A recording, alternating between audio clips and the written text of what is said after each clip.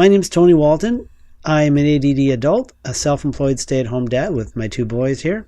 The younger one also has ADHD. Now, this is a picture of them on their very first hockey game. Can you figure out which one can hyper-focus? That's my younger one with ADHD right there. Loves being a goalie, by the way, just like his dad. Now, there's, of course, a number of us out there, parents with kids who are like this. And, we run into each other and we talk and what it's like to parent these distracted kids. And I mentioned that I'm an ADD adult and I have an ADHD boy. But although he has a lot of the same struggles as the other kids, he's doing much better now. And they often comment at how well behaved and emotionally stable my boys are. Now, I'd like to take credit, of course, and say that I'm such a super fantastic parent. But really, the truth is I've only focused on one main thing. And I worked at it daily on purpose. Because I figured if I got this one thing right, then everything else would fall into place naturally. And so far, it's really paying off for us. So my little Josh, man, he's the younger one, the goalie. He was doing okay, but there was this one event that really rocked my world, and it really revealed what was actually going on inside his head. And for me, it was a real crisis moment when I knew I had to do something, or else my boy would become another ADHD statistic. We were going somewhere. I'm in a bit of a hurry. Josh is the last one to the car, and so I got a bit frustrated, and I started looking for him at the front and the back. And then he finally showed up, and he told me he was looking for me at the front and the back as well, but we missed each other. But I, of course, that day was impatient, and I responded with anger. And if you have an ADHD kid, when you respond with anger, it just sends them into a spiral. And I was angry at him when he was trying to do the right thing, but it really hit him hard. And I remember looking in the rearview mirror. I see him there holding his breath. So I wouldn't hear him crying.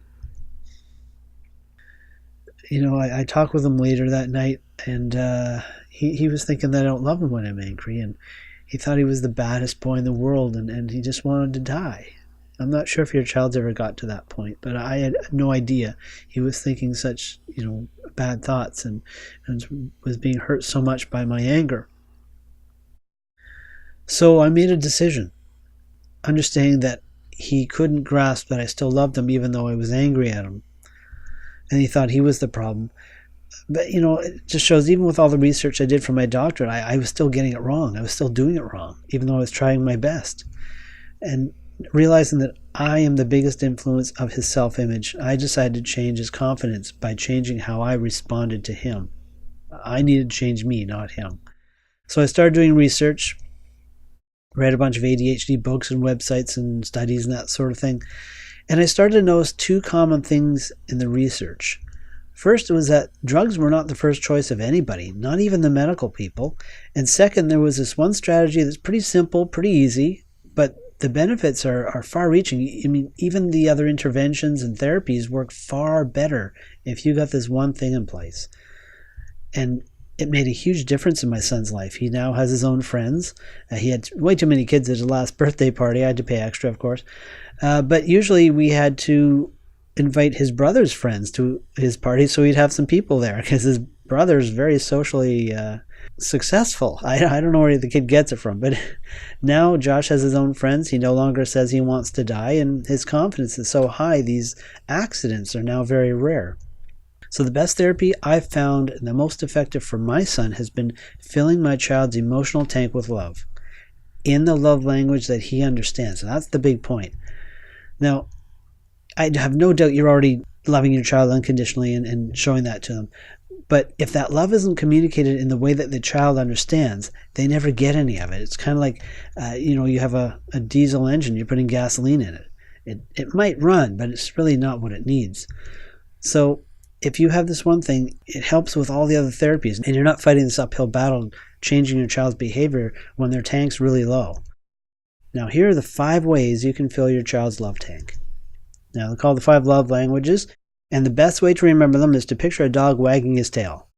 Wag the tail, W-A-G-T-T. The W is for words of affirmation, A for acts of service, G for gifts, T for touch, and T for time. Now, I've given you, as a free download here, a free small questionnaire that'll help you figure out which love language is your child's main one, and the one they need the most, and the one that will fill their love tank the best. And once you know the love language, using it only takes about an hour a day. uninterrupted time. And as my little saying says, an hour a day keeps the doctor away. And this hour can be during homework or after school play or bedtime or reading. It's just time that you have with them, an hour that you can use their love language and feed them and fill them up and let them know that they're loved and the world is safe and predictable. And they can now have confidence and not have that background sense of fear and insecurity. And that, I believe, is the real way to have success, for them to have success in their life.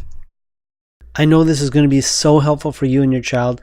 In fact, it's very simple. One of the hockey dads I was talking with, he started just doing gardening with his son.